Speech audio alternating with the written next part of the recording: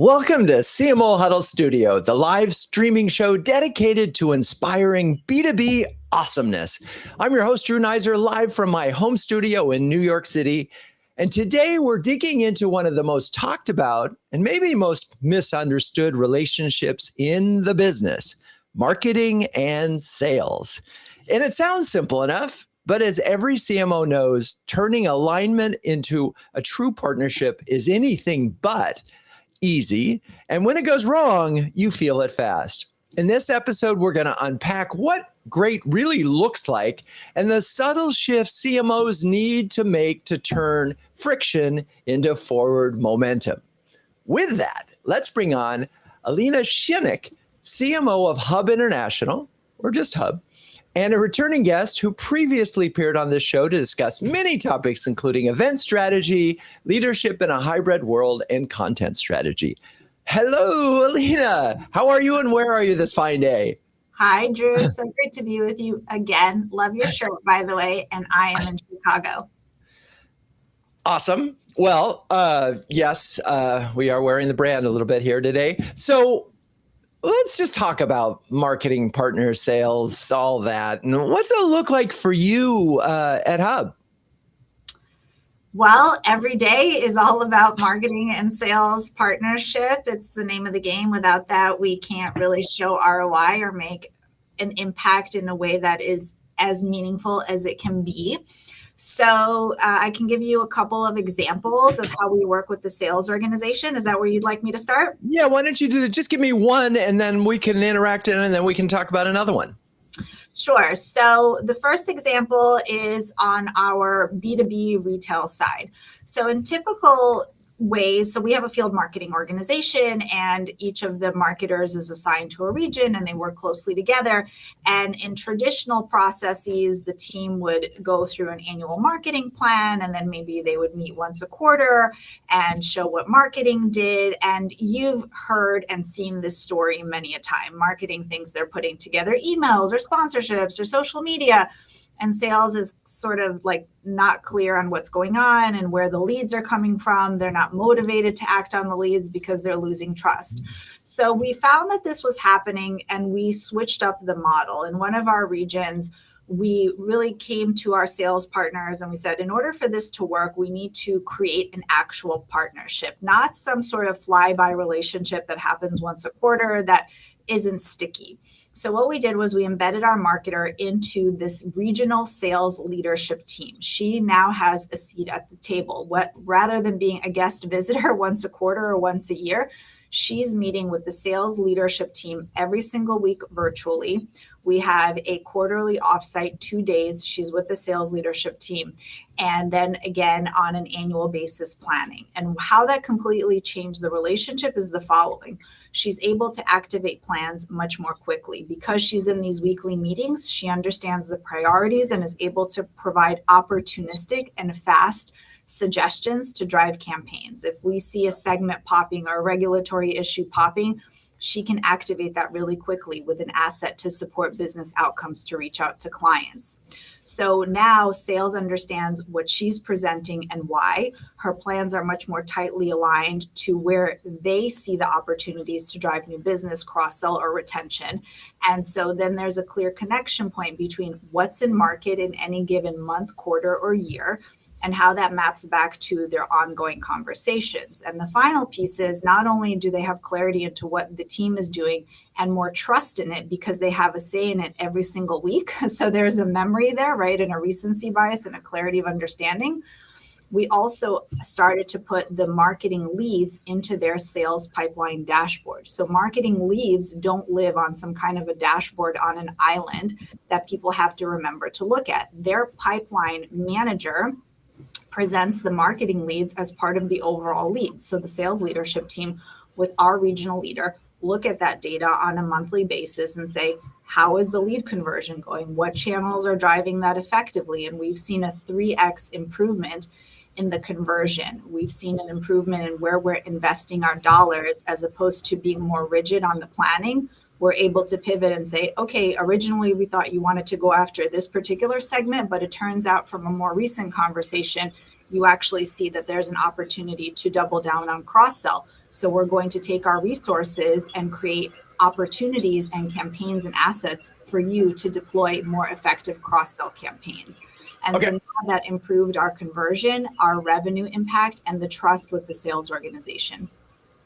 So that was a lot. I'm going to put some pins in some things that you started with one region and then expanded it to others. Is that sort of? We're taking that model now to other regions now that it's worked out.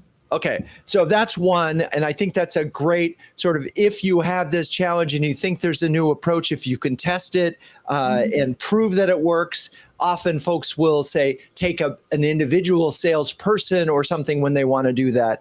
Okay. That was one. Number two, you mentioned that a marketer has a seat at the table. That seems to be just a critical part of it, because then you are a team because you're meeting with it. I love the notion that the input output exchange is faster, because I think that's such a, you mentioned that early on, the problem being, you do an annual plan and off you go. So, and then the rubber meets the road with the leads. Do they follow up on them? Are they of value, right? And so you sort of close the loop there because they are in fact converting at a higher rate. So, all of that sounds really, really good. Were there any things that as you were doing that program, adjustments that you had to make, or sort of things that you picked up that you will do differently as you roll this out to other regions?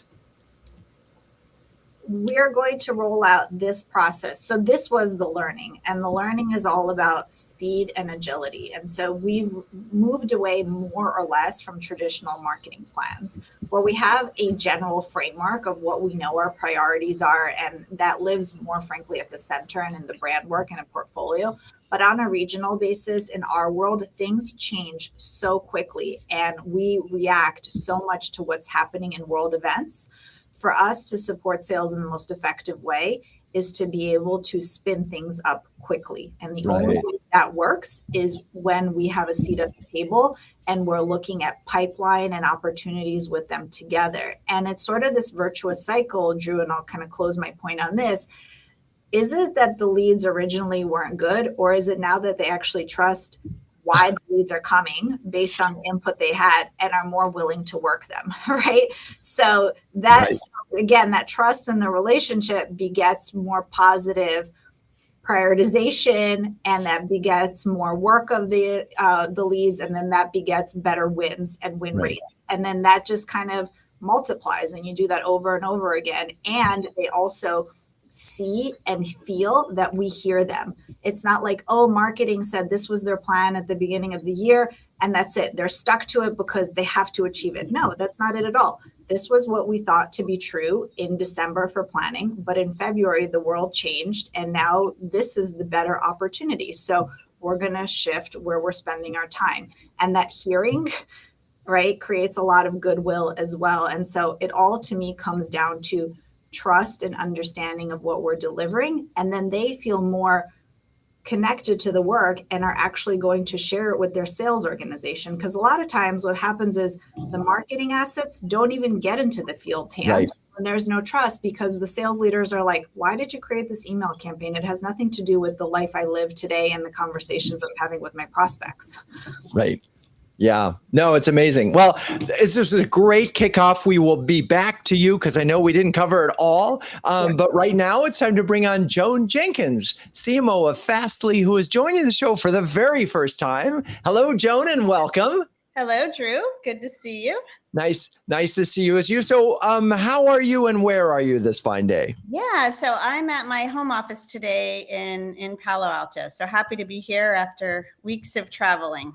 Yes. Well, speaking of that, we had a nice moment at the Strategy Labs. Yeah, it was that just last week? It was just last week. Oh my gosh. Yeah.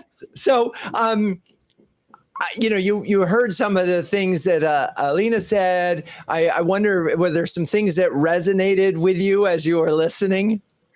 Yeah, I mean, one of the things that I was thinking about recently, especially I started a new role at Fastly, and one of the key things I think really drives success is that shared accountability. So, In my mind, what that means is shared outcomes. So I've seen marketing, I've seen sales, have different goals, different outcomes, and it doesn't really work. So I think that shared joint responsibility for pipeline quality, progression, ultimately revenue. So no longer can you have marketing just kind of handing off leads and hoping for the best. And, we really need to be in it for the whole deal cycle. And that's really the shift we made at Fastly since joining. I think been there a bit over 3 months, is really having those shared goals around pipeline creation, conversion, revenue. It really keeps the conversation focused. So it's not activities, but it's really what are those outcomes that we're trying to drive. And to me, that really changes the dynamic. It's not, okay, marketing versus sales. It's, okay, we're one team and we're accountable for growth. And what does that look like? Yeah, and it's so interesting. In theory, that's a wonderful thing, because you're presenting the same dashboards, and presumably you and the CRO, or when you're presenting to the executive committee, are essentially presenting from the same deck. Yeah. I've wondered about this for a while, and I'm sort of springing this on you because pipeline is often the result of a lot of other things that happen beforehand. Everything, from AEO search to positioning to, whatever marketing and air cover that allowed you to get that, lead to qualify it in the first place. And those don't show up in the pipeline progression dashboard. So I'm just curious, as a CMO, how do you think about that? Because they're important, but you're just looking at these sort of almost call them lagging indicators, although certainly close rate, win rate, those are probably good leading indicators. Yeah. But so talk a little bit about that. Yeah. Because I know the show was focused on this balance, but I also feel like if we just talk about sales and marketing and the alignment, we miss the other part of marketing.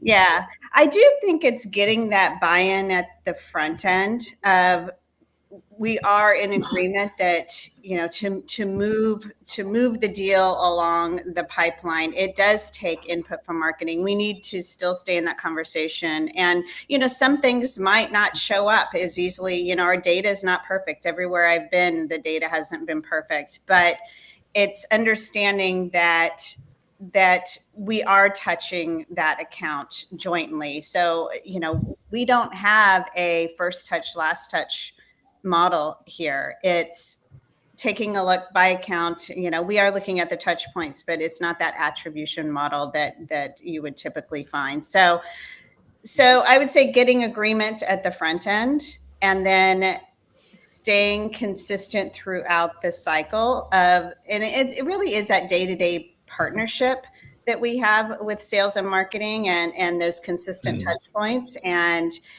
making sure we're staying with it throughout the process. So it really is that agreement at the front end, and then looking at the data throughout. And it is trust. I know Ellina touched on this a little earlier.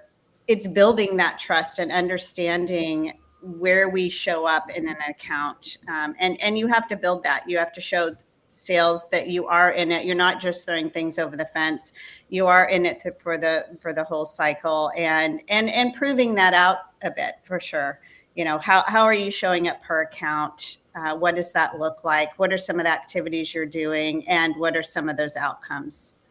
So let's talk about the sort of this trust building process, because we're only there 3 months, but how much of it is you as the CMO meeting with the CRO versus your team, and where they align with the various sales activities? Yeah, so it's important to do both. I mean, I always like to say, where I've talked to several CMOs as well, and when you think about, sometimes what you say is, oh, everyone needs to be one team, but then if you don't have the actions to back it up, and it does start from the CMO. What you're modeling as the one team really trickles down into into your team. And it is about consistent touch points. So you need to hear from sales, both from the top all the way through, what's working, what's not working. And the faster you get that from sales through regular touch points. I mean, we have, not only weekly, we just started kind of quick video snippets that we send to each other. And that's throughout the whole team.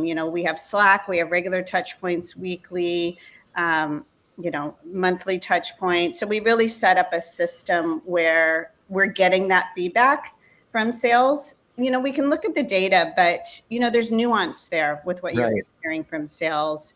What is happening in the field, what's resonating, what's not, where deals are getting stuck. You need to have that conversation. It's not all just about the data. It's the nuance, and they need to hear from you from a marketing standpoint. And that's from the top all the way through. And it sounds simple, those regular touch points. But what I find is sometimes, people start that motion and then you don't keep it up and you're not consistent. And that consistency is what really drives that difference. And that's really what instills that trust that we're talking about. Boy, that word just keeps on coming up, doesn't it? Yeah. And so one last question before we move on. One of the things that I have seen a dynamic, and I'm not saying this is where you have a CRO, you have a great relationship. They understand the importance of marketing. They get recognized air cover and why that helps to be recognized in the marketplace and what it means when you're not. And then another CMO comes in and a CRO comes in and they're like, yeah, we're hunters, go away. And I just, where they just don't have any understanding or appreciation for the role that marketing plays. And I'm curious if you, obviously I'm not going to ask you if you run into that here, but in other situations, have you run into that and how have you tried to deal with that? Yeah, I mean, I have run into it in the past. I would say the way that I've dealt with it, a couple of different ways. One, show up. Either you show up personally or your team shows up in deals. Show that you are in it to help them win. I regularly show up to, customer conversation. Obviously, when I'm invited, I don't surprise them. Here I am. But regularly show up to deals that you're there to help them win. And you're in it with it. You have to prove. I mean, in some ways, if you have a CRO that comes in like that, you have to prove marketing's worth. It's education on what marketing can do because, we can do a lot. But I regularly show up to deals. I had a sales leader the other day tell me, oh, wow, a marketing leader that's a sales leader. And that was the best compliment I think I could have ever received. So as marketers, we need to show up as, marketing leaders, marketing people, but we also need to show up with, major in marketing, minor in sales. We have to show them that we are part of the team. So it's proof. Yeah. And I love that because there is no world in which if sales isn't hitting their target, marketing looks good. Exactly. That world does not exist. You don't want to be the marketer that shows up to the board meeting with everything in green. Yes. And sales shows up with no, the yellows and the reds. No, it's funny. A CMO that I respect a lot in his first job did that in his first executive meeting with actually the board and got called out on it. And whoop, okay, that's a life lesson. I love it. Yeah. All right. Well, now we're going to bring on Sara Braun. Sara is the CMO of FORTA, who is joining the show for the very first time. Hello, Sara. You've been so patient. How are you and where are you? I'm great. It's timely. I just came out of a sales leadership team meeting, so I'm here today at the FORTA offices in Grove City, PA, about 50 miles north of my home in Pittsburgh. I love it. All right. Well, you're fresh. Now, you heard both Ellina and Joan talk about what they were doing. What'd you hear that resonated?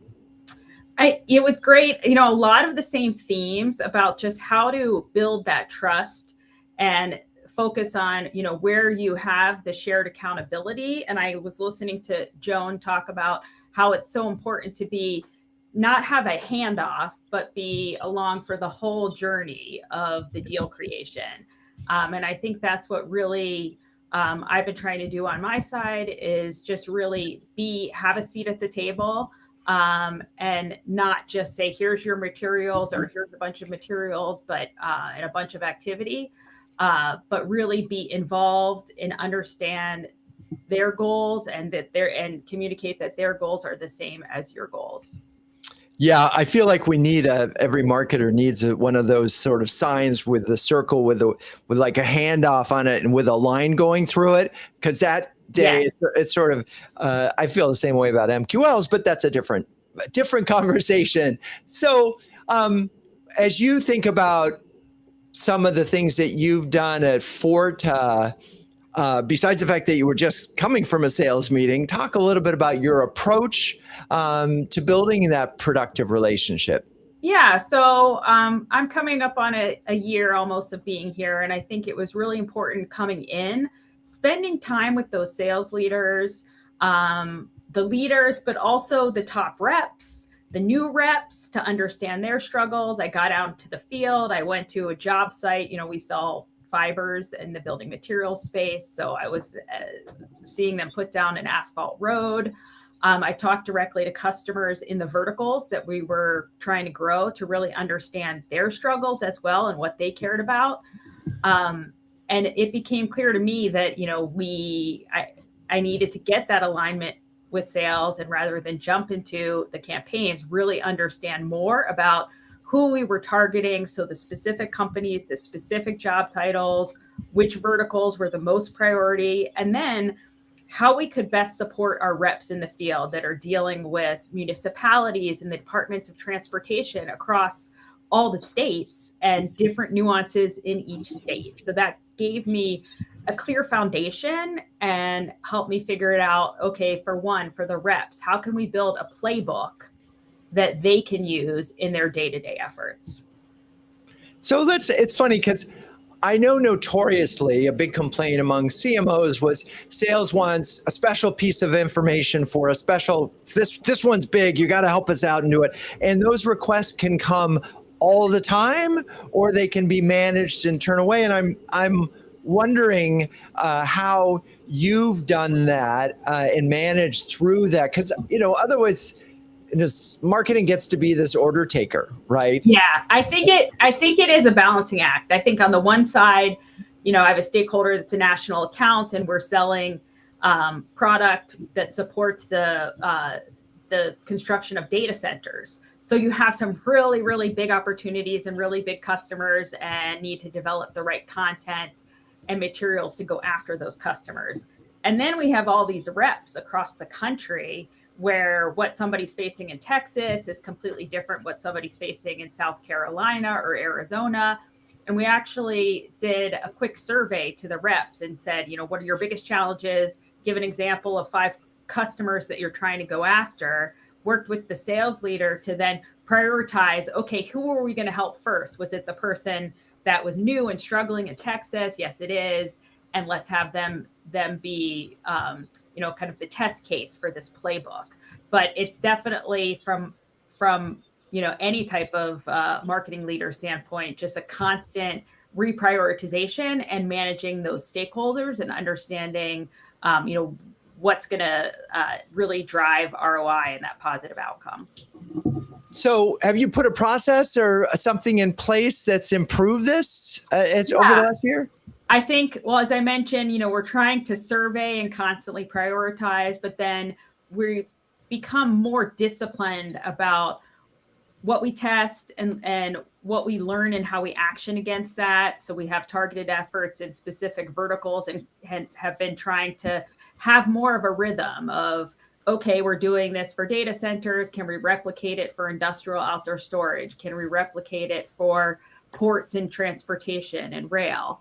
And then on the regional rep place, the same thing of really just kind of honing in on that playbook and suite of materials, figuring out what is going to be most helpful to all those reps. And then where do we need to surgically go in and support some of the more challenging areas. I think that it's also been important that we regularly meet with sales and bring back the data to show them kind of what's getting engagement, what's falling flat, where we should double down. And from that effort, it's just made marketing feel, I hope, to them a lot more practical and valuable. And we know that's the case because now they're bringing us in earlier and coming to us instead of us going to them. Right. So that's a great, you have a growing and healthy relationship when sales is bringing you in early. I love that as a sort of moment. And as if you're listening to this or watching this, just think about, when does sales bring you in? And if it's like at the 9th, 10th hour, it's 5 minutes before they want to close, you've got a problem. Yeah. But if they're bringing you in at the beginning, they are recognizing you as an important partner in this question. And I think there's a lot of tricky things in this process, because you're talking about government deals and RFPs and long-term, and so there's a lot of things that can influence it, including just how the RFP is written. So, to get to the final close. So this brings to some of the things that Joan was talking about. Attribution is hard. Yeah. So when you say what's working or not working relative to sales, or a salesperson says this is working, you're kind of dealing with anecdotal information more than you are actual data, aren't you? It's hard. You're dealing with the metrics of open rates, click-through rates, engagement on LinkedIn, but there is such a long sales process. So in one case, for example, we were feeling really good about we're going after industrial outdoor storage as a new vertical, and we're getting like all these great results. People went to a one-day summit, really great discussions, have this tight list of hot prospects, and haven't closed a deal. And so, had to go back and talk to my sales lead and say, I know we were feeling good. Why do you think, what was it off in our messaging? How can we recalibrate for this next effort? So that we can start closing some deals in this space. Yeah. And it's funny because it may be messaging. Mm-hmm. It may be a competitor just decided to undercut you on price. And that was that. So, and you may not even know that answer unless you can do some win-loss analysis. So anyway, lots of variables in this thing, but clearly building trust is essential. Consistent communication over time, listening to what they all have to say are really important. All right. Well, it's now time for me to talk about CMO Huddles, which I love to do. And so CMO Huddles launched in 2020. It's the only community of flocking awesome B2B marketing leaders, and that has a logo featuring penguins. Wait, what? Yes. Well, a group of these curious, adaptable, and problem-solving birds is called a huddle. And the leaders in CMO Huddles are all that and more, huddling together to conquer the toughest, if not the coldest job in the C-suite. So, Ellina, Joan, Sara, you're all incredibly busy marketing leaders. I'm wondering if you could share a specific example of how CMO Huddles has helped you. And Ellina, you've been with us the longest. Feel free. I've made so many wonderful relationships as a result of CMO Huddles. Anytime I have a specific question and perhaps I don't know someone, or I kind of don't have a name at the top of my head, Drew, you are so responsive when I email you and I ask you to connect me to someone in your incredibly vast network. So for me, it's the relationships, it's access to Drew, his responsiveness, and the continuous learning. Anytime I join one of these huddles as a listener or one of your workshops, I walk away with at least 3 things I can implement the next day to test and learn. I love it. Well, thank you. And thank you for being a longtime member. And by the way, there's a crew at CMO Huddles that is also helping out. But thank you for giving me the credit, even though these folks are doing a lot of the heavy lifting. Joan, you're relatively new to CMO Huddles. I'm just curious where the value, if any, has come for you. Yeah, definitely. So, for sure, connecting with peers, as Ellina said, but also the the sharing and hearing of ideas is extremely important to me.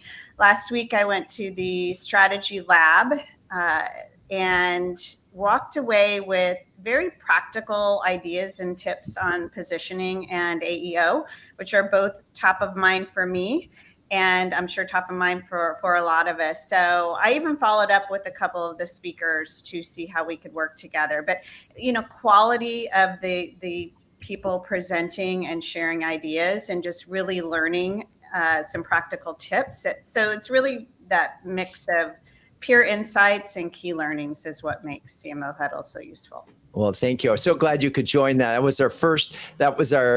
You were in Palo Alto, our sixth super strategy lab, and they've all been really well received. Love it. Okay, Sara, anything come working for you? Yeah, I think for me, it's kind of like a phone a friend network and a big content engine. So when I'm facing a challenge, something that I haven't done before or want a different perspective, I've reached out. Melissa has been great about sending me, here's the notes from 3 different sessions we did. Here's a few podcasts to listen to. So this happened with a complex rebrand that I was leading. I'm actually fractional here at FORTA, and my other 50% of my time I spent with another company that was renaming and bringing 5 companies together who had been competitors. So I got connected to another CMO who had gone through something similar, and it was just really helpful to pressure test how to handle the internal communications given all of these sensitivities. So that's just one example. I mean, I feel like although I call myself a Swiss Army knife of marketer, there's still certain things that I haven't done that. Who can share about account-based marketing? And the nice thing I find is how honest everyone is, that, you hear not just the highlight reel, but what didn't work, which is so helpful.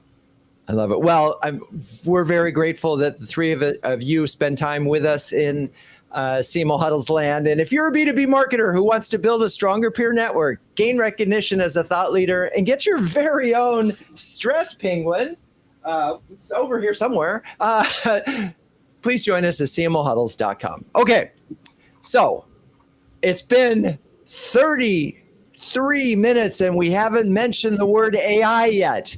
Unbelievable, a marketing conversation of that. I am wondering, however, and this wasn't in the plan, but I'm wondering if how generative AI is infusing and helping you in the context of this sales and marketing relationship. And if you have a thought on that, because I know that a number of things are happening that's come up in huddles. People are doing competitive battle cards in real time as a result using AI. Just curious, what, if any, and we can skip on this if you don't have a lot of thoughts on it, but anybody want to jump in on that one? This actually just came up because, again, I'm hot out of this sales meeting where one of our sales leaders had said, we got a lead, and he came in and said he found us through Claude. And so he was asking me, what are we doing? And I had a great answer for him that we're using a new tool that's going to help us, Omni SEO through my web company, but also all of these other things that we're doing to help put more content out there, to help build our Q&A on our website, to make sure that we're featured in these large language models. And I've been trying to educate that team, and I've been telling them, search for the product, see what comes up. And that same person said, hey, I think we should hire a technical writer so that we can get more articles. And I said, I've already hired her. We have an AI agent that does that. Right. And let me sit down with you and work through the questions, and we'll get, 3 articles ready to print with the data that you want to feature on our product. Love it. Love it. Cool. Joan, Ellina, on this one?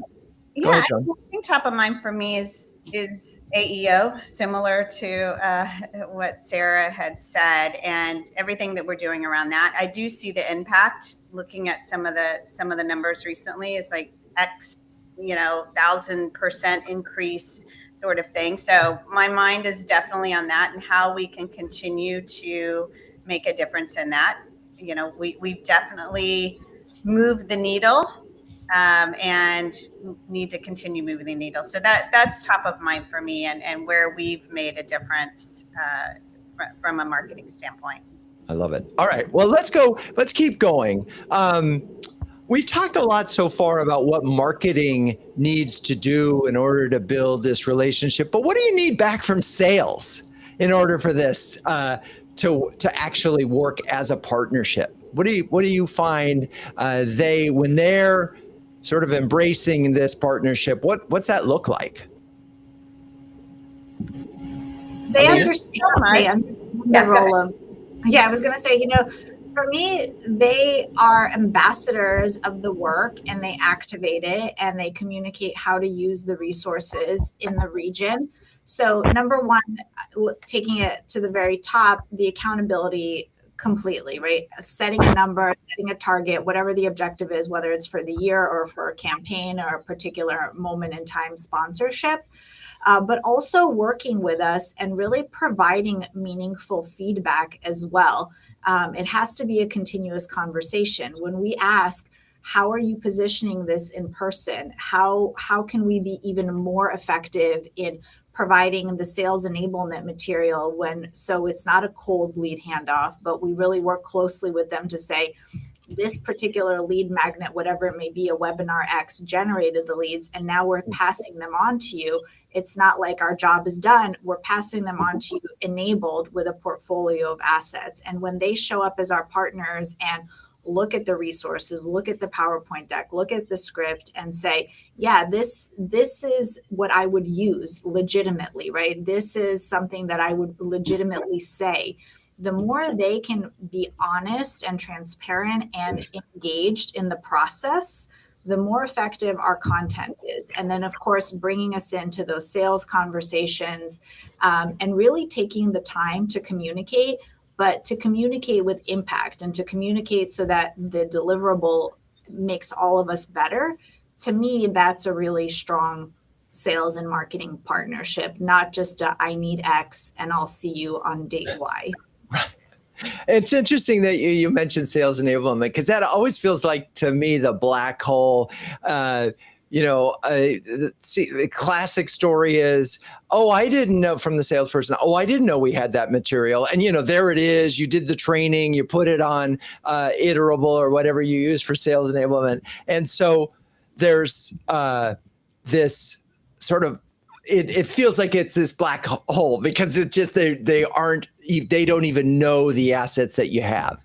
They haven't even bothered to learn them. So I'm just curious on that front of getting the sales people to actually use the materials that you develop. And it's not just that they need to use them. It's really about having them tell a consistent story.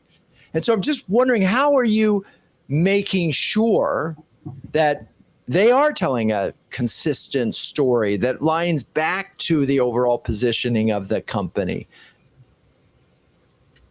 Joan, you want to jump in on that one? Yeah, I can jump in. Am I unmuted? Yes. Yes.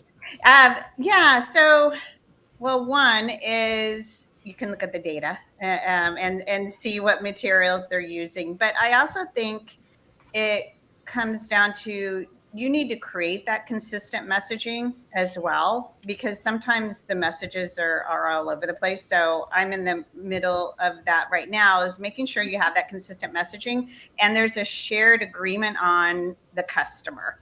I think as a foundation, make sure that that's in place. Then it's, communicating, engaging. I go back to that constant engagement with the sales team on the right message, the right customer. And again, like you said, sales enablement, making sure that the training is there, certification on the messages is key as well. Having the sellers get certified on delivering the deck, the first call deck, making sure that that message is consistent, looking at the data. Also getting feedback on the materials that flow from that.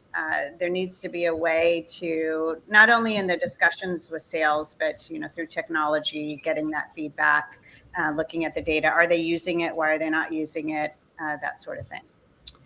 Yeah, I'm so glad you mentioned the certification, because that is something that when you do create a new go-to-market. Other thing I just wanted to highlight is it feels like if you have agreement on ICP and the more narrow that is, sometimes the harder it is for sales to comply, but the more important it is. And so how have you, and maybe Sara, you can jump in there, how have you gotten agreement that this ICP, these verticals, these titles, however you want to define it, so that they're not going out off, chasing something way over here that because they're hunters and they want to do that.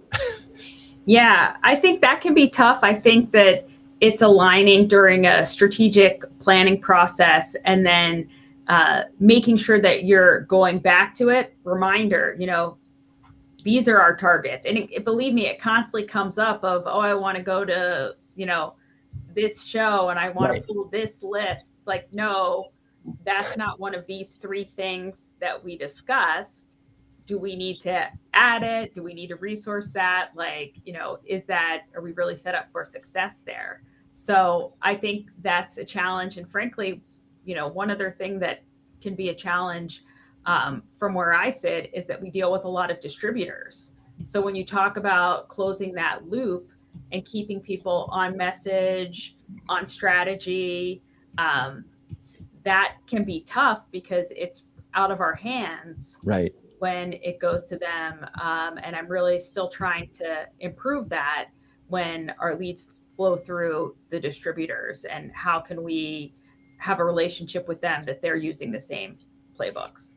Well, it's funny because we know that when you get the right ICP, you have a higher win rate, you win faster, and you can conceivably win bigger.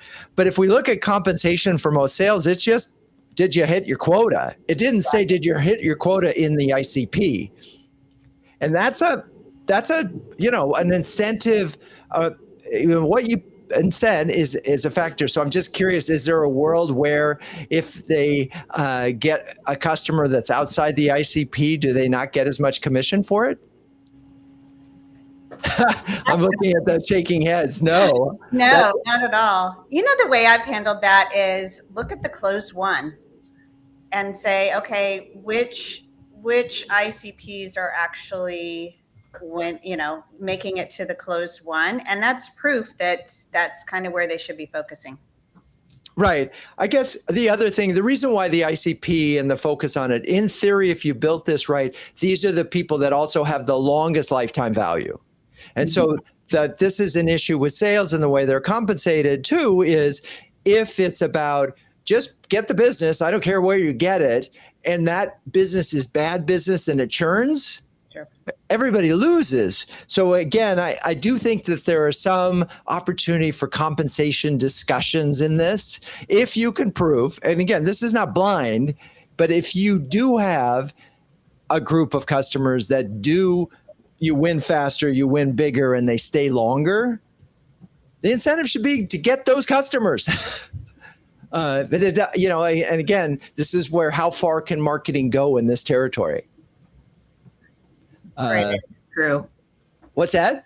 I said that's true. I mean, I'm thinking about it that from how we're structured is, you do have somebody going after more national accounts or maintenance business. And then we have kind of almost a separate sales force going after more of the regional, quick turn, more competitive, more pricing based business at the municipality and Department of Transportation level. Okay.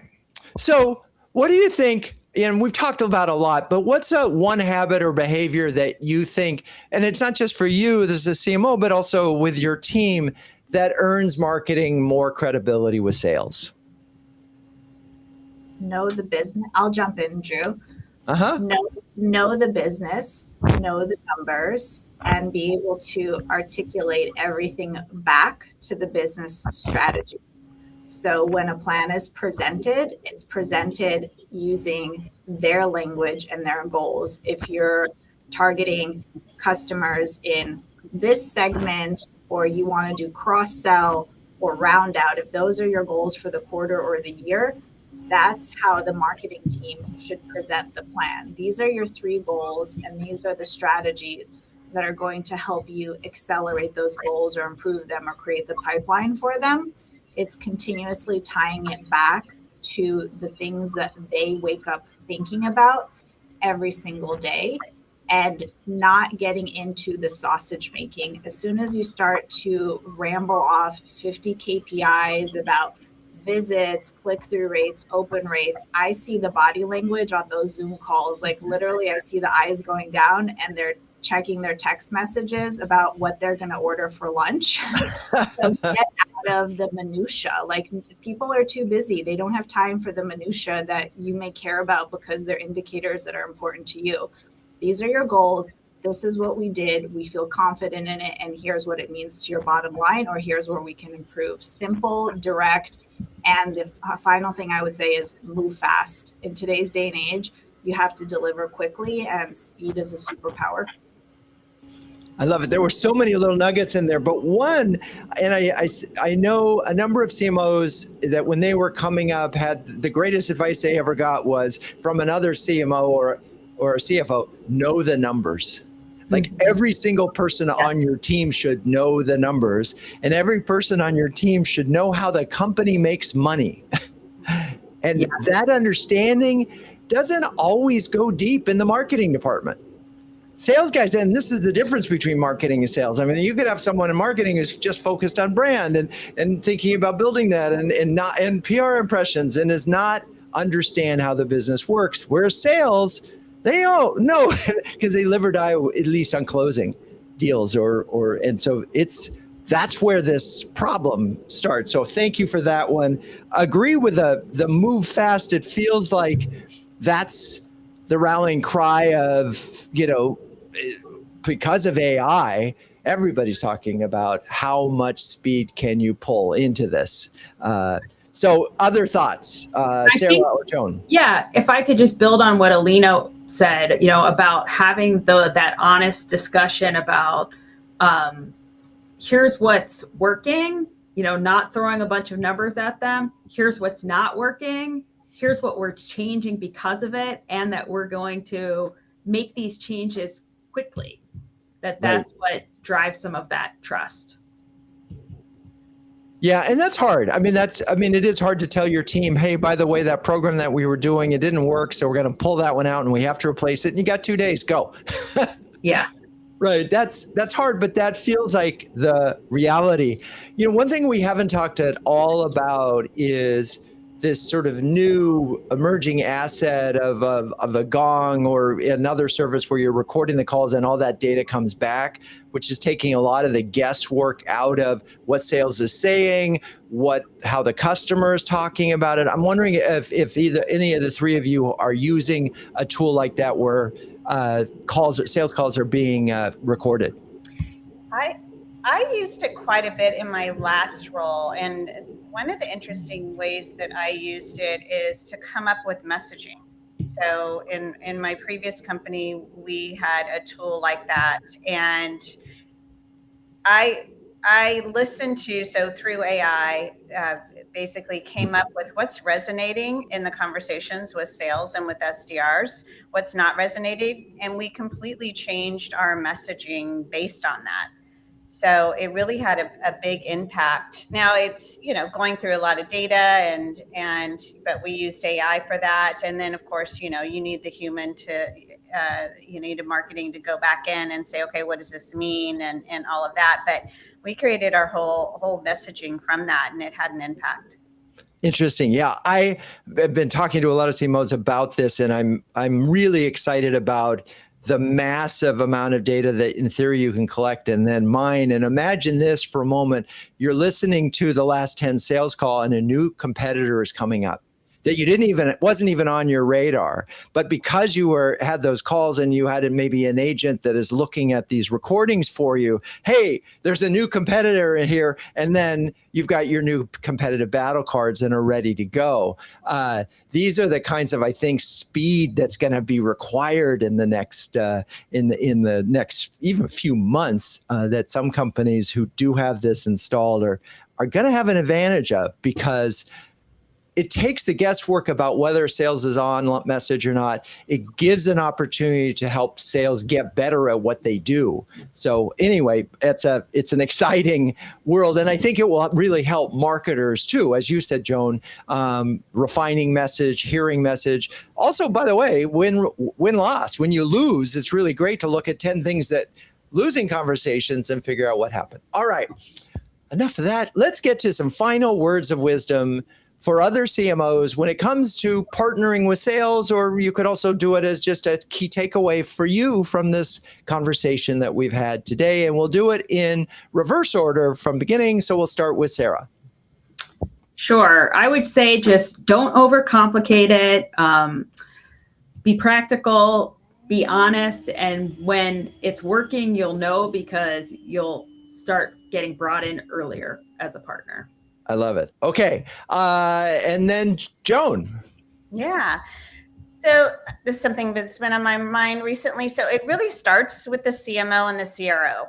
So if you want one team, you want to drive a certain behavior, you need to think through how you're operating at the top. So it's not just something you say, but it's how you lead, what you expect from the team. So that one team mindset at that level is really what helps drive results. Yeah, you're just reminding me of a conversation that we had with Chris Degnan, who is the CRO of Snowflake, and Denise Pearson. And I felt like these guys were talking all the time, and they were messaging each other, and they really were. And this team lasted 7 years through 4 CEOs. So it is possible for that kind of alignment to exist. Okay, Ellina, bring us home. Final words of wisdom. Sure. So 2 quick ones. The first one is invite yourself to the table. If you feel like you're last in the program, don't wait. Just be in there, make those relationships, and frankly, be relentless about joining from the beginning of those conversations to make an impact.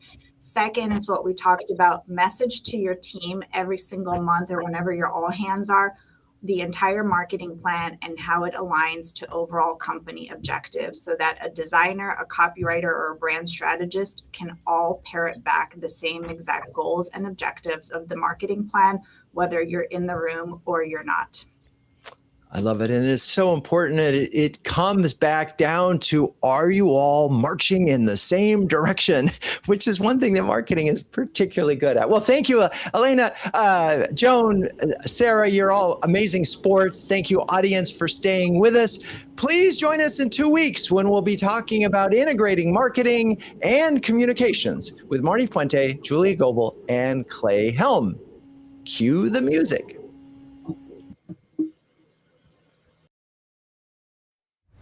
CMO Huddles Studio is produced by Melissa Caffrey. Our production assistants are Laura Parkin and Ishar Cuevas. If you'd like to learn more about CMO Huddles, please visit CMOHuddles.com. I'm your host, Drew Neiser, and until next time, keep on sharing, caring, and daring each other to greatness.